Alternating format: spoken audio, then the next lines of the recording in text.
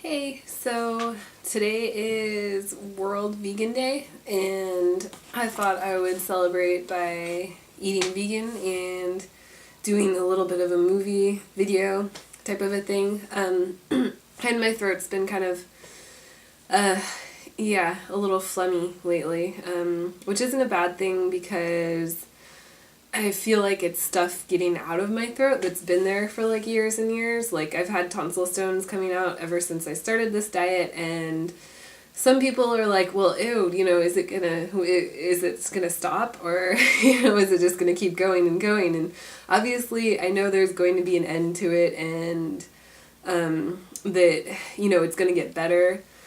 But it's just it has to get worse before it can get better, and it doesn't necessarily have to get worse, but my tonsils have been swollen for like years and years, and I've been to specialists for it, and they've all told me that it's normal, or that it's not that bad, so it's not where like they would need to do surgery on it. So that's a good thing, but in the meantime, I'd still like it to be easy to eat and to be able to to use my throat and everything. And it really up until just a few months ago, it wasn't even easy for me to eat food, or to to chug. I couldn't chug. I couldn't swallow quickly because of all this stuff. And so for me to have my tonsil stones come out finally, it feels like it's like relief, is on its way. And it has been getting easier and easier for me to do normal things with my my mouth and my throat and everything again. So it's a good thing. I mean, it kind of sucks to have tonsil stones, but to know that they're not in my throat anymore is like, yeah, it's a huge relief for sure. So, happy World Vegan Day. We just had our little meditative friend join us, little Collie's on the table right here. Collie, come here. Let's see if I can get her. No, she's just going to sit right there off to the benefits of going vegan. So I'll finally get to that. And let's see, I tried to do them in order so that there's a progression of good to great stuff that happens when you start going vegan. And this is just all like what happens to your body when you go vegan, not just like what you do for the environment or for the other animals, and just everything that happens. I mean, it's really, being vegan encompasses so many other things than just us or being healthy. It helps, it frees up food and resources for other people.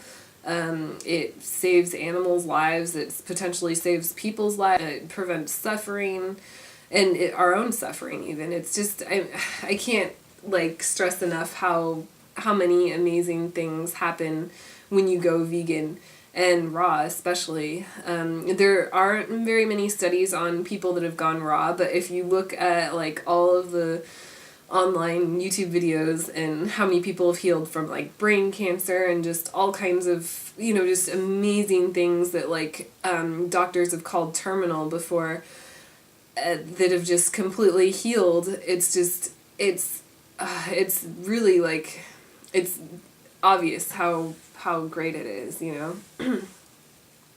But anyways, my studies are just on vegan people, so let's see. Here is the first one. Is it gives your body a chance to fight off diseases. So any of those, like it boosts your immune system, and it just helps your body all around, like in so many ways. And the first one would be, is it just helps your body be healthier, So also you get healthier skin. This would go along with not eating as much salt and getting more water. This can also help your skin, but just the vitamins and minerals found in plants and fruits really do, like there's a lot of vitamin E and vitamin K and certain things that just help your skin heal faster, and just make it look, better in so many ways. I have my video that I did about healing acne, and it even healed my acne scars and my enlarged pores and things. And that was something that I never thought was even possible to heal from. So I'm so happy about that I don't have to wear makeup every day and feel like, it's I can't look good without makeup anymore. Because now I feel the opposite, that makeup can help me look better sometimes, but I don't feel like I even need to wear it every day, or it's not even, it's like a once a month sort of a thing for me now if I do, if I have a reason to wear it, and I think that's great, because makeup in itself has all kinds of chemicals and things. There's a lot of lead and just all kinds of compounds that they haven't studied fully. And if they are studying them, then they're studying them on animals, and I don't agree with that either. So being vegan really does, it starts with diet, but it can go on to clothing and makeup and just so many other products that are made by animals or used, in the process of making them. So okay, so also fruits and veggies can help you feel better mentally and physically. This is true, and it's just because we're getting the vitamins and the minerals that we need. And so it can actually help, it helps our body produce serotonin when we eat more fruits and vegetables. That's what our brain uses to make serotonin, and that's basically what makes us happy. So it can actually increase our levels of serotonin, which is amazing and pretty awesome that food can have an impact on that. We don't have to just take a pill. We can take a pill for the shortcut that has more side effects, and we can have more serotonin that way, but we can also just eat more fruits and vegetables. And I've been finding it easier and easier to do lately. It's gotten a little tougher this last month, just because it's the in-between where there isn't any more of the summer fruits and vegetables, and then we're starting on the winter vegetables and squashes and pomegranates and those sorts of things. But it's kind of right before the oranges are in season, and the mangoes. There are some really good mangoes that are grown in California locally. The Kitten mangoes, they're these green ones that are huge, and people have been saying they taste kind of like cheese, and I don't really think they taste like cheese, but they do have this bright orange color and this really amazing flavor that's it's not even comparable to any other mango, really. It's just so sweet and pretty awesome. But yeah, mangoes. So fruit, veggies, and nuts and seeds will even help your body produce more serotonin, because it's just basically giving your body what it needs and what it does best with, pretty much.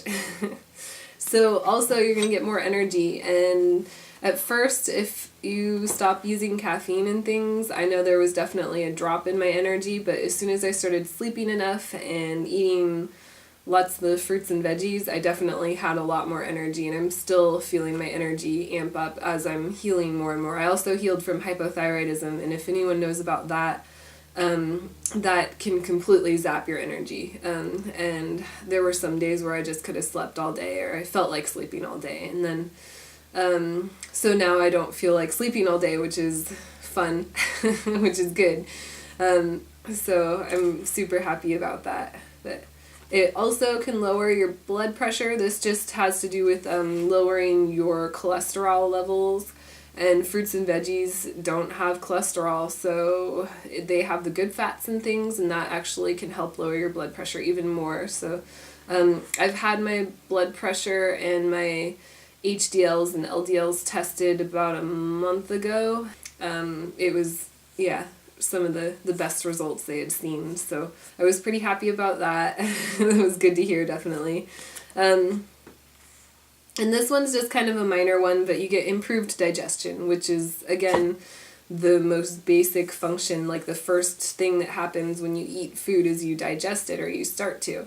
And the better we digest our food, the more minerals and things we retain and absorb, and the more calories we can use. So it's all about getting that fiber and just, cleaning things out from the inside out. And from then on, we have, just an easier way to digest our food. Even if we're eating the not so good foods, we can still, heal our bodies by eating more of the good foods. So it's, it's a win-win sort of a thing. It also prevents type 2 diabetes. So just eating this way can prevent so many things. I mean, this is just, one of the major things that can happen from eating foods that are unnatural. But once we move back to the more natural state of being, we can pretty much prevent diabetes. This is actually, it's a fact that we can, not just pretty much. And also, you can lower your grocery bill. If you're buying meat and things, if you buy fruits and veggies, you can save up to 25%, or on average 25%, because meat is expensive. And fruit and vegetables, sure, they can cost some money, but there's lots of ways to save on those by buying in bulk and just, buying what's on sale and in season. And that's what I do a lot of. So I know I'm saving money, and I end up buying a lot more food that way too. So it's a good thing. And my final two are that you get an increased lifespan. I think most people have probably heard that going vegan can actually extend the years of your life.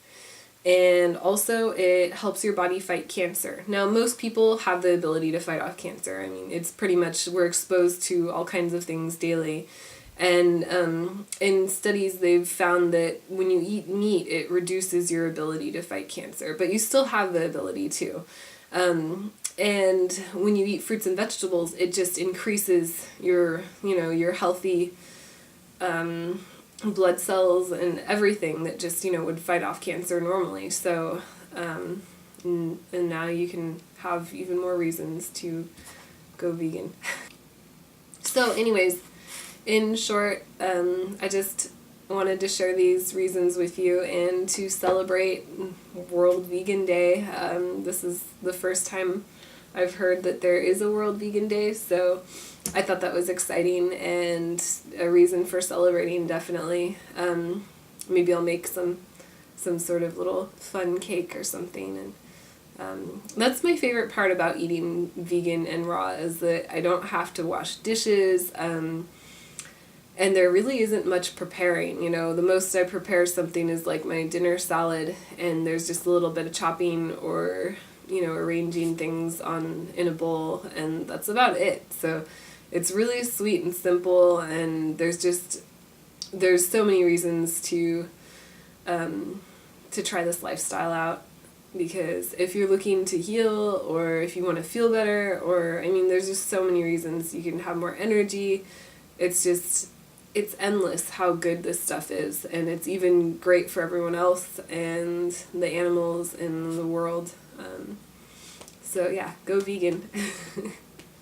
This was the kitty that I don't know if I mentioned this on my channel, but I found her on the freeway when she was this little tiny kitten. She could fit in one hand. And I was driving by, going 80 miles per hour on my cell phone, and out of the corner of my eye, I saw what looked like a kitten meowing, looking into the traffic, or a tire tread. I wasn't sure, and it was kind of sure. So I drove back around and did a loop, and sure enough, there she was. And so I pulled over, and no one stopped or anything. No one was, she had probably been there for like days and days. When I got to her, she ran a little bit, but she was so exhausted and hungry and emaciated that she really couldn't run very fast. So I was able to grab her. I had to use a shirt to, because she was super wild at the time. She had claws and teeth, and she definitely wasn't tame. But I grabbed her, and I'll show the video or the picture I took of her that day, because she was so scared that I got her to my car, and she just grabbed onto the first thing she saw, and she grabbed onto my steering wheel, and it had this little leather grippy thing on it, so she would not let go.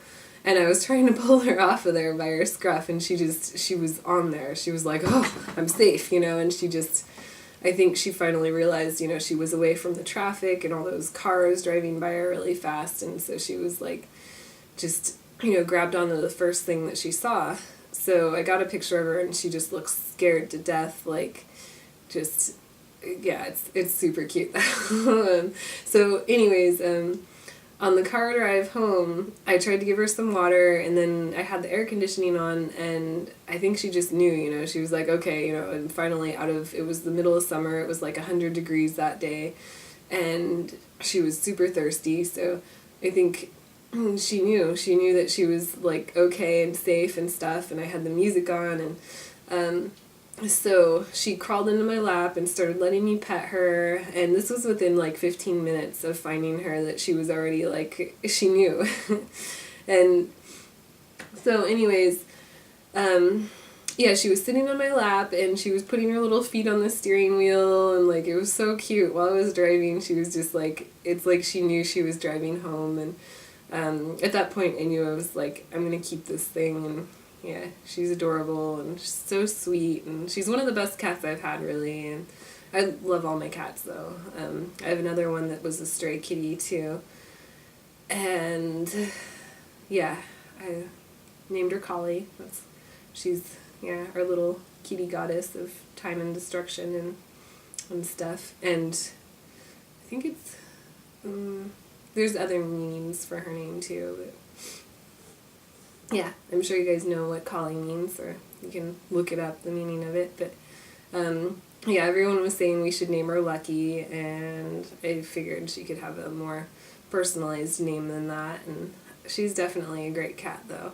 And I guess a lot of the reasons why people don't like black cats is because of the superstitions and all that, and trust me, she's like the lucky black cat, if anything. You know, she's good luck. But yeah, I guess the black cats are one of the least adopted in animal shelters and stuff, so that could have had something to do with why she was out there on the road and no one wanted to stop for her. But I just saw her and was like, oh my god, you know, I have to have that cat, or like at least help it or do something for it. And when we got her home, she was like really, really skinny. She was just, you know, she had this little like rounded belly, and she was just like a little backbone, and she was covered in ticks and stuff. And so the first thing we did was gave her a bath, and she was just, didn't even care. She was just happy to be like away from the heat and everything. And she had actually, she was black and white. She was more of a peppery color when I found her because of all the stress. And now she's just completely black with like, you know, maybe 1 or 2 white hairs on her. So she is completely, you know, healed and taken care of and loved now, and I'm just happy to have, you know, this little magical kitty here, because she's awesome. And she sleeps on our bed every day, and she just, you know, she's the most loving and happy cat I've ever owned, probably.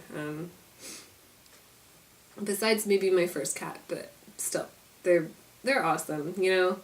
And yeah, I mean, she is, for the little bit of trouble that she's worth it, for sure. So yeah, if you ever see a wild animal, be careful, because I was risking, like, she could have had rabies or something, but you can usually tell, like, if the animal is deranged or not, or something, or, I mean, she seemed all there and everything, so I don't feel like I really risked anything.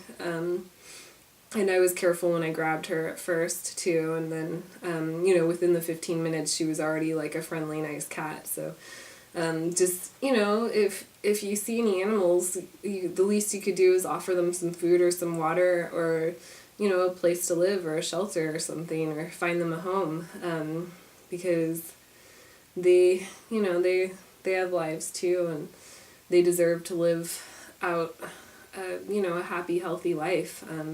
I think every animal should and deserves to be cared for in some way. Yeah. And I guess the good thing about cats is, for the most part, I mean, except for certain situations, they can live on their own, and, you know, they can revert back to a wild cat pretty easily. So for the most part, they can live in, you know, as a wild animal. But for certain domesticated cats and animals in cities, it's not really possible for them to even, find food or shelter or a place to live. So anyways, that's my rant about cats and puppies and dogs and things. And